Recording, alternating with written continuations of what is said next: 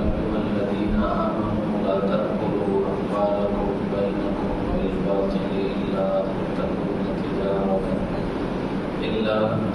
تجارة عن تراض منكم. صدق الله العظيم. سامعین کرام، عزیز ساتھیوں اور دوستوں، جس طرح ہماری شریعت میں عبادات پہ زور دیا گیا ہے، ویسا ہی معاملات پہ بھی زور دیا گیا ہے۔ معاملات کو دین کا ایک اہم شعبہ بتلایا گیا ہے، اور معاملات میں اگر بندہ کوتاہی کرے گا تو اس کوتاہی کا اثر اس کی عبادتوں پہ پڑے گا، اس کی دعاؤں پہ پڑے گا۔ معاملات میں کوتاہی کرتا ہے، حرام حلال کی تمیز نہیں کرتا ہے، تو اس کے نتیجے میں اس کی عبادتیں قبول نہیں ہوں گی اور اس کی دعائیں قبول نہیں ہوں گی۔ اس لیے یہ جو معاملات والا حصہ ہے، اس سے متعلق کوتاہی نہیں برتنی چاہیے، اس کو اتنی ہی اہمیت دینی چاہیے جتنا کہ ہم عبادات کو اہمیت دیتے ہیں۔ لیکن اس دور میں عبادات پر ہم بہت زیادہ زور دیتے ہیں، معاملات کو دین کا حصہ ہی نہیں سمجھتے ہیں، اور اس میں بہت سی کوتاہیاں کرتے ہیں، اور اس میں بہت سی خرابیاں پائی جاتی ہیں۔ جبکہ ہم دیکھیں گے قرآن میں، حدیث میں بہت سی اس سلسلے میں نبی رحمت صلی اللہ علیہ وسلم نے رہنمائی فرمائی ہے۔ ایسی حدیثیں بہت ساری ملیں گے، نبی رحمت صلی اللہ علیہ وسلم کے بہت سارے ارشادات ملے۔ نبی رحمت صلی اللہ علیہ وسلم نے ارشاد فرمایا: التاجر الصدوق الامین مع النبیین والصدیقین والشہداء۔ ایسا تاجر جو سچا ہو، امانت دار ہو، کل قیامت کے دن نبیوں کے ساتھ اور شہداء کے ساتھ وہ اٹھایا جائے۔ تجارت میں، معاملہ داری میں سچائی کے ساتھ تجارت کرے گا اور معاملہ داری کرے گا اور امانت کے ساتھ میں تجارت کرے گا، تو ایسا تاجر کل قیامت کے دن نبیوں اور شہداء کے ساتھ میں اٹھایا جائے۔ اسی طرح نبی رحمت صلی اللہ علیہ وسلم نے یہ بھی بیان فرمایا کہ ان التجار یبعثون یوم القیامۃ فجار الا من اتقى وبر وصدق۔ نبی رحمت صلی اللہ علیہ وسلم نے ارشاد فرمایا، جتنے تاجر ہیں، جتنے بزنس مین ہیں، سب کے سب کل قیامت کے دن گنہگار ہونے کی حالت میں اٹھائے جائیں گے، مگر وہ لوگ جو اللہ سے ڈرتے ہوں، نیکی کرتے ہوں، سچ بولتے ہوں۔ اللہ سے ڈرنے والے ہوں، نیکی کرنے والے ہوں، سچ بولنے والے ہوں، تو وہ کل قیامت کے دن یہ نبیوں کے ساتھ، شہداء کے ساتھ میں اٹھائے جائیں گے۔ جس کے دل میں اللہ کا ڈر ہوتا ہے، جس کے دل میں اللہ کا خوف ہوتا ہے، وہ معاملات میں کوتاہی نہیں کرتا، معاملات میں گڑبڑ نہیں کرتا۔ اللہ کا ڈر جس کے دل میں نہیں ہوتا ہے، وہی بندہ معاملات میں کوتاہی کرتا ہے۔ اس لیے اس سلسلے میں یہ ذہن میں رکھنا چاہیے۔ نبی رحمت صلی اللہ علیہ وسلم کی زندگی کو آپ دیکھیے، صحابہ کرام کی زندگی کو دیکھیے۔ ایک معمولی سا چرواہا حضرت عبداللہ ابن عمر رضی اللہ تعالیٰ عنہ سفر کے لیے نکلے ہیں، مدینے کے باہر سفر کے لیے حضرت سیدنا عبداللہ ابن عمر رضی اللہ تعالیٰ عنہ نکلے ہیں، اور دوپہر کا وقت، کھانے کا وقت ہوا ہے، تو ساتھ میں ان کا اپنا غلام بھی ہے۔ کھانے کا وقت ہوا تو اس نے دسترخوان بچھایا، کھانا کھانا انہوں نے شروع کیا، تو دیکھا کہ ایک چرواہا ہے، بکریوں کا چرانے والا چرواہا، وہ بکریاں چرا رہا ہے۔ تو انہوں نے اس سے کہا کہ بھائی تو بھی آ جا اور کھانے میں شریک ہو جا، ہمارے ساتھ کھانے میں شریک ہو جا۔ تو اس نے کہا کہ بھائی میں روزے سے ہوں۔ اس نے کہا میں روزے سے ہوں، اور وہ سخت گرمیوں کا زمانہ تھا۔ سخت گرمیوں کے زمانے میں بکریوں کا چرانے والا روزے کی حالت میں ہے، اس میں ان کو بہت تعجب ہوا۔ اس کو جانچنے کے لیے، پرکھنے کے لیے، اس کا امتحان لینے کے لیے حضرت عبداللہ ابن عمر رضی اللہ عنہما نے اس سے کہا کہ بھائی ہم کو ایک بکری کی ضرورت ہے، ایک بکری ہم کو بیچ دو، ہم تم کو پیسے دے دیں گے اور بکری کا تھوڑا سا گوشت بھی دے دیں گے، اور تم روزے سے ہو، جب افطار کا وقت آئے تو اس کے گوشت سے افطار بھی کر لینا، اور تمہارا کھانے کا بھی مسئلہ حل ہو جائے گا، ہمارے کھانے کا بھی مسئلہ حل ہو جائے گا، اور پیسے بھی تم کو مل جائیں گے، گوشت بھی تم کو مل جائے گا، اور تمہارا مالک اگر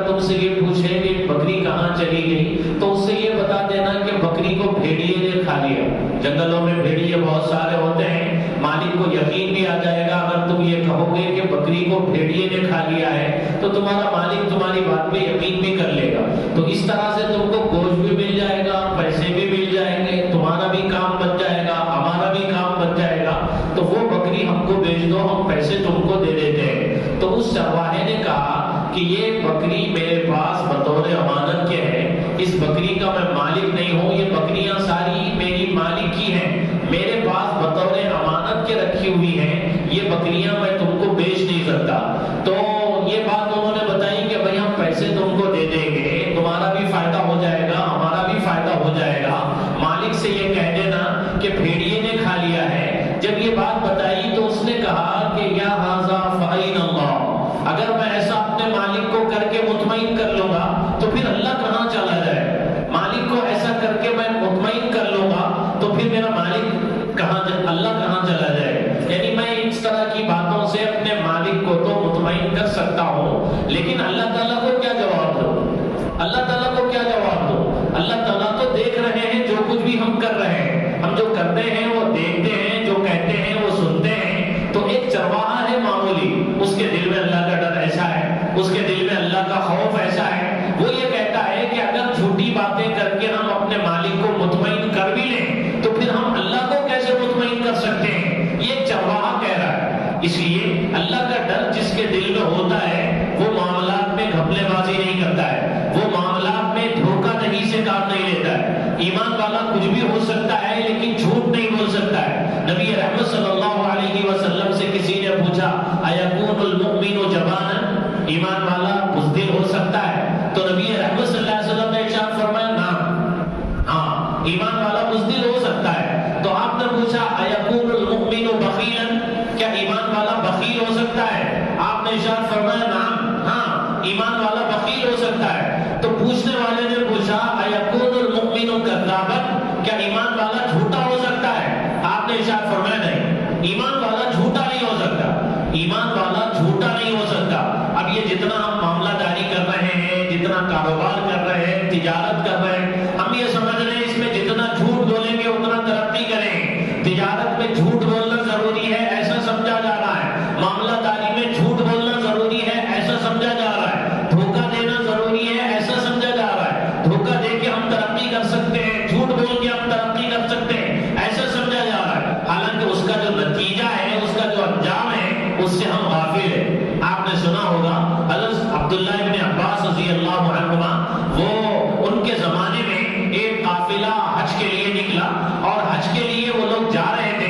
راستے میں ان کے ایک ساتھی کا انتقال ہو گیا, ساتھی کا انتقال ہو گیا تو انہوں نے اس کو دفنانے کے لیے قبر کھودی.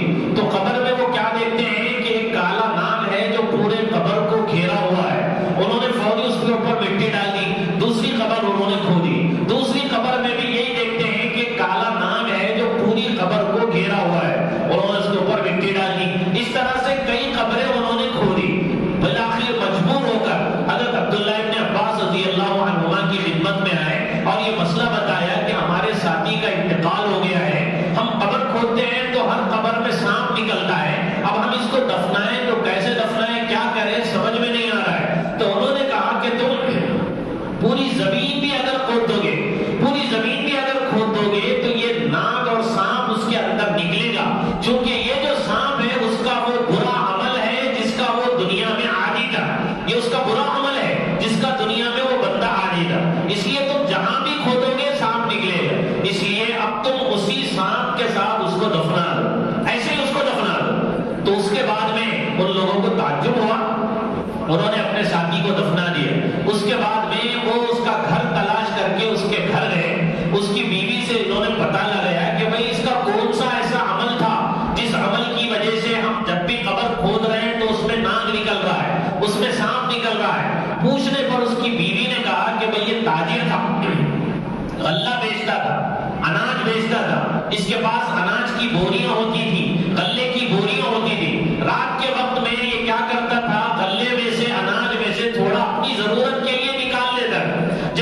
جس بوری سے اس نے تھوڑا سا اناج اپنی ضرورت کے لیے نکال لیا تھا, وہ چونکہ بوری تھوڑی سی خالی ہو جاتی تھی تو اس میں بھوسا بھر دیتا تھا اور بھوسے کو غلے کی قیمت میں گویا کہ بیچ دیتا تھا.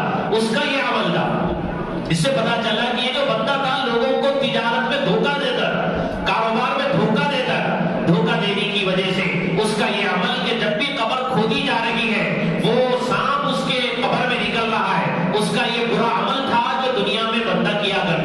اس لیے میرے دوستوں تجارت میں معاملہ داری میں دھوکے بازی سے خود کو بچانے کی پوری کوشش کرنی چاہیے. معاملہ ہو تو صاف ستھرا ہونا چاہیے. جب معاملہ ہو جائے اس کو نبھانے کی پوری کوشش کرنی چاہیے. نبی رحمت صلی اللہ علیہ وسلم کے زمانے میں ایک بہت بڑا یہودی تھا, زید ابن شعنہ اس کا نام تھا. بعد میں یہ مسلمان ہو گئے. یہ کہتے ہیں کہ میں نے توریت میں نبی رحمت صلی اللہ علیہ وسلم کی صفات دیکھی تھی, جتنی دیکھی تھی ساری کی ساری صفات کا میں نے آپ کی ذات پہ تجربہ کر لیا تھا. لیکن دو صفات ایسی تھی جو میں نبی صلی اللہ علیہ وسلم میں دیکھنا چاہتا تھا. ایک نبی ہونے کے لیے جن صفات کی ضرورت ہے توریت میں بیان کی گئی تھی کہ آخری نبی کے اندر یہ صفات ہوں گی, ساری صفات کا تجربہ میں نے کر لیا. دو صفات ایسی تھی جو نبی صلی اللہ علیہ وسلم میں دیکھنا میں چاہتا تھا. ایک یہ تھی کہ آپ کے غصے پر آپ کا علم غالب ہوگا, غصے پر برداشت کی قوت غالب ہوگی, غصے میں آپ بے برداشت نہیں ہو جائیں گے. غصے پر علم آپ کا نبی رحمت صلی اللہ علیہ وسلم کا غالب ہوگا. یہ صفت اس نے پڑھی. اور یہ بھی اس نے پڑھی کہ جتنا آپ کے ساتھ جہالت سے پیش آئیں گے اتنا ہی آپ کے تحمل میں اضافہ ہو جائے, آپ کے برداشت میں اضافہ ہو جائے. جتنا آپ کے ساتھ جہالت بڑھتی جائے گی اتنا ہی تحمل میں آپ کے اضافہ ہو جائے. یہ دو صفتیں زید کہتے ہیں کہ میں نبی صلی اللہ علیہ وسلم میں دیکھنا چاہتا تھا. ایک آپ کے ساتھ لگا ہوا رہتا تھا کہ کسی طرح ان دو صفات کا بھی تجربہ ہو جائے جس سے مجھے پتا چل جائے کہ آپ آخری نبی ہیں. اس کے بعد میں آپ کے اوپر ایمان لے آؤں. وہ آپ کے ساتھ لگے رہتے تھے. ایک دفعہ آپ کے گھر کے پاس میں گئے, نبی رحمت صلی اللہ علیہ وسلم گھر سے باہر نکلتے ہیں, آپ کے ساتھ میں حضرت علی رضی اللہ تعالیٰ عنہ ہے. ایک دیہاتی آتا ہے, آ کے کہتا ہے کہ اللہ کے نبی میں نے اپنی قوم سے کہا کہ بھئی تم لوگ مسلمان ہو جاؤ, اسلام لے آؤ, اللہ تعالیٰ تم کو بھرپور روزی دیں گے, خوب رزق دیں گے. میں نے یہ بات ان کے سامنے رکھی, وہ سارے کے سارے مسلمان ہو گئے. اب مسلمان ہونے کے بعد میں بارش ہی نہیں ہو رہی ہے, قحط سالی ہے. ڈر ہے کہ یہ لوگ اسلام سے پھر جائیں, ڈر ہے کہ یہ لوگ مرتد ہو جائیں گے. اب کیا کروں سمجھ میں نہیں آتا ہے. آپ کے پاس آیا ہوں, کچھ پیسے دیجئے تاکہ ان کی مدد کی جائے, تاکہ وہ اسلام پہ جمے رہیں, وہ مرتد نہ ہو جائے, اسلام سے پھر نہ جائے. نبی رحمت صلی اللہ علیہ وسلم نے حضرت علی رضی اللہ تعالیٰ عنہ کو دیکھا. حضرت علی نے کہا کہ اللہ کے نبی کچھ بھی نہیں ہے دینے کے لیے. تو وہ زید کہتے ہیں کہ وہ وہاں پہ کھڑے تھے. انہوں نے کہا اللہ کے نبی سے کہ میں آپ کو پیشگی پیسے دینے کے لیے تیار ہوں, ابھی پیسے دینے کے لیے تیار ہوں. شرط یہ ہے کہ فلاں تاریخ تک کا میں آپ کو وقت دیتا ہوں, فلاں تاریخ تک کی میں آپ کو مہلت دیتا ہوں. اب میں آپ کو پیسے دے دوں گا, فلاں تاریخ کو جو پیسے میں دے رہا ہوں اس کے اتنے کھجور مجھے دے دینا, اتنے کھجور مجھے دے دینا. اب میں نقد پیسے دے دوں گا, جب وہ تاریخ آ جائے گی تو اس تاریخ پہ آپ مجھے اتنے کھجور دے دینا. تو اللہ کے نبی نے کہا کہ بھائی ٹھیک ہے پیسے دے دے. اس نے پیسے دیے. وہ پیسے لے کے اس دیہاتی کے حوالے اللہ کے نبی نے کیا اور ارشاد فرمایا کہ دیکھ انصاف کا لحاظ رکھنا اس میں, اور ضرورت پہ یہ پیسے خرچ کرنا. یہ اس کو نصیحت کر کے آپ نے اس کو رخصت کر دیا. زید کہتے ہیں کہ ابھی وہ جو مدت تھی نبی رحمت صلی اللہ علیہ وسلم سے میں نے جو معاملہ کیا تھا کہ فلاں تاریخ کو آپ کھجور مجھے دے دینا, وہ تاریخ آنے میں بھی 3 دن باقی تھے, 2-3 دن باقی تھے. وہ کہتے ہیں کہ میں نبی صلی اللہ علیہ وسلم کے پاس میں تشریف لے گیا, نبی صلی اللہ علیہ وسلم کے پاس میں گیا. آپ کے ساتھ حضرت ابو بکر ہیں, آپ کے ساتھ حضرت عمر ہیں, آپ کے ساتھ حضرت عثمان ہیں رضی اللہ عنہ. نبی رحمت صلی اللہ علیہ وسلم ان اپنے ساتھیوں کے ساتھ, دوستوں کے ساتھ میں. زید کہتے ہیں کہ میں آگے بڑھا, میں نے آپ کی چادر کو پکڑا اور پکڑ کے چادر کو سختی سے میں نے کھینچا اور کھینچ کے کہا کہ اے محمد تم میرا قرضہ ادا نہیں کرتے ہو, تم عبد المطلب کی جتنی اولاد ہو سب قرضہ لے لیتے ہو, قرضہ دیتے نہیں ہو. سختی سے میں نے ڈانٹا. حضرت عمر نے مجھے گھورا اور کہا کہ اے دشمن خدا, اگر نبی کا ڈر نہ ہوتا تو تیری گردن مار دیتا. تو نبی رحمت صلی اللہ علیہ وسلم نے حضرت عمر کو ڈانٹا اور کہا کہ حضرت عمر سے کہا اللہ کے نبی نے کہ عمر مجھے تم یہ نصیحت کرو کہ اس کا قرضہ میں اس کو دے دو, اور اس سے کہو کہ بھئی بات ایسا نہیں کرتے, سلیقے سے پوچھنا چاہیے, اس کو ماننے کا طریقہ بتاؤ, اور مجھے تم یہ بتاؤ کہ میں نے اس سے چونکہ قرضہ لیا ہے, دینا ہے کھجور, تو میں اس کو سلیقے سے اس کا قرضہ واپس کر دو. ایسا تم کو کرنا چاہیے تھا. اس کے بجائے تم اس کو گھور رہے ہو, اس کو تم ڈانٹ رہے ہو. جاؤ اس کو لے جاؤ, اس کے جو کھجور ہے اس کو کھجور دے دو. تم نے اس کو چونکہ ڈانٹا ہے, ڈانٹنے کے بدلے میں 2 من کھجور اور زیادہ اس کو دے دو. نبی رحمت صلی اللہ علیہ وسلم نے حضرت عمر سے کہا. اب حضرت عمر اس کو لے گئے, لے جا کے کھجور اس کو اس حضرت عمر رضی اللہ تعالیٰ نے واپس کیے. 2 من کھجور اور زیادہ دیے. اس نے کہا کہ بھئی یہ 2 من زیادہ کیوں دے رہے ہو؟ تو حضرت عمر نے کہا کہ اللہ کے نبی کا یہی حکم ہے۔ تو اس بندے نے کہا کہ عمر تم نے مجھے پہچانا؟ تو حضرت عمر نے کہا کہ بھئی میں نے تو تم کو نہیں پہچانا۔ تو اس نے کہا کہ میں زید ہوں، یہودیوں کا بڑا عالم۔ تو انہوں نے کہا کہ زید یہودیوں کا بڑا علامہ اور بڑا عالم؟ تو کہا کہ ہاں میں زید ہوں۔ تو حضرت عمر نے کہا اتنا بڑا عالم ہو کے تو نے ہمارے نبی کے ساتھ ایسی بدتمیزی کی، نبی کے ساتھ گستاخی کی؟ تو اس نے کہا کہ میں گستاخی کرنا نہیں چاہتا تھا، میں نے توریت میں پڑھا تھا نبی رحمت صلی اللہ علیہ وسلم کی صفات کو، آخری نبی کی صفات کو، ان کے ساتھ جہالت بڑھتی جائے گی تو ان کے تحمل میں اضافہ ہوگا، ان کے ساتھ غصہ کیا جائے گا، ان کو غصے میں لایا جائے گا تو ان کے علم میں اضافہ ہوگا، ان کے غصے پر علم غالب ہوگا۔ یہ دیکھنے کے لیے میں ان کو غصے میں لایا اور میں نے ان کے ساتھ میں سختی کی، بدتمیزی کی، جہالت کی، تاکہ ان کی صفت علم کو میں دیکھ سکوں، پتہ چلے کہ یہ واقعی اللہ کے نبی ہیں، غصے کو پیتے ہیں، غصے کو برداشت کرتے ہیں۔ میں نے دیکھ لیا کہ واقعی غصے کو پینے والے آپ ہیں، آپ کے اندر علم بہت زیادہ ہے، بردباری بہت زیادہ ہے، غصے کو پینے کی طاقت بہت زیادہ ہے، یہی آخری نبی ہے۔ میں تم کو گواہ بناتا ہوں، کلمہ پڑھتا ہوں کہ یہ آخری نبی ہے، میں ان پہ ایمان لاتا ہوں۔ یہ زید ابن شانہ ہے، یہودی ہے، نبی رحمت صلی اللہ علیہ وسلم سے معاملہ کرتا ہے، معاملہ کرنے کے بعد میں آپ کا امتحان لینا چاہتا ہے اور آپ کو دیکھنا چاہتا ہے کہ آپ اس کے ساتھ معاملہ کیسے کرتے ہیں۔ وقت سے پہلے جا کے پیسے پوچھ رہا ہے، 3 دن ابھی باقی ہے، 2 دن ابھی باقی ہے، نبی رحمت صلی اللہ علیہ وسلم کی خدمت میں جاتا ہے اور آپ کا امتحان لینے کے لیے، آپ کو آزمانے کے لیے اپنے کھجور جو اس نے پیسے دیے تھے، وہ کھجور کا اس نے جو مطالبہ کیا تھا، وہ کھجور لینے کے لیے جاتا ہے اور بدتمیزی کرتا ہے۔ اللہ کے نبی ڈانٹتے نہیں ہیں، خفا نہیں ہوتے ہیں، ناراض نہیں ہوتے ہیں، بلکہ مسکراتے ہیں اور حضرت عمر سے سختی کرتے ہوئے حضرت عمر سے یہ کہتے ہیں کہ بھائی اس کو ڈانٹنا نہیں چاہیے، اس کو ماننے کا طریقہ سکھلانا چاہیے، اور مجھے یہ تم کو نصیحت کرنی چاہیے تھی کہ میں نے چونکہ جب اس سے قرضہ لیا ہے تو میں اس کا قرضہ اس کو واپس کروں، یہ تم کو بتلانا چاہیے تھا۔ یہ میرے دوستوں نبی رحمت صلی اللہ علیہ وسلم کی سیرت ہے، یہ نبی رحمت صلی اللہ علیہ وسلم کی معاملہ داری ہے۔ نبی رحمت صلی اللہ علیہ وسلم کے معاملات کو دیکھ کے یہودی اسلام میں داخل ہو رہے ہیں۔ آج کوئی غیر اسلام میں داخل ہونا چاہتا ہے تو وہ لائبریریوں کی طرف جاتا ہے، کتابوں کی طرف جاتا ہے۔ ایک زمانہ ایسا تھا کوئی مسلمان ہونا چاہتا تھا تو وہ مسلمانوں کے پاس آ کے بیٹھ کے دیکھ لیتا تھا، ان کے رہن سہن کو، ان کی معاشرت کو، ان کے معاملات کو، ان سے معاملہ کرتا، ان سے تجارت کرتا تو اس کو سمجھ میں آ جاتا کہ بھئی یہ واقعی مسلمان ہے، یہ سچا مذہب ہے، یہ سچا دین ہے۔ اس کے بعد میں وہ اسلام قبول کرتا، جس کو اسلام قبول کرنا ہوتا تھا وہ صحابہ کو دیکھتا تھا، صحابہ کے پاس آ کے ان کے ساتھ اٹھتا بیٹھتا تھا تو ان سے متاثر ہو جاتا تھا اور اسلام میں داخل ہو جاتا تھا۔ آج کوئی مسلمان ہونا چاہتا ہے تو اس کو کتاب لینا پڑتا ہے، لائبریریوں کا رخ کرنا پڑتا ہے، کتاب اس کو پڑھنا پڑتا ہے، کیونکہ ہماری اپنی جو معاملہ داری ہے وہ میرے دوستوں کیسی ہے ہم کو پتا ہے، ہم جو معاملے کرتے ہیں وہ کیسے ہیں ہم کو خوب پتا ہے۔ ہمارے اپنے جو معاملے ہیں، ہم لوگوں سے پیسے لے لیتے ہیں، کوئی لکھا پڑھی نہیں ہے، جبکہ قرآن کا یہ حکم ہے کسی سے قرضہ لیا جائے تو لکھ لیا جائے، معاملہ داری چاہے سامنے ناراض ہو، ہم کو اس سے کچھ لینا دینا نہیں ہے۔ بھائی آپ کے اوپر مجھے بھروسہ ہے، میرے اوپر آپ کو بھروسہ ہے، لیکن یہ قرآن کا حکم ہے، لکھ لینا چاہیے، لکھا لینا چاہیے، بچوں کو وصیت کرنا چاہیے۔ کتنے لوگ ایسے ہیں جو بھاری بھاری قرضے لے لیتے ہیں، اس کے بعد ان کا انتقال ہو جاتا ہے، اب ان کے اپنے بچے، ان سے جا کے پوچھا جا رہا ہے کہ بھئی قرضہ تمہارے والد نے ہم سے لیا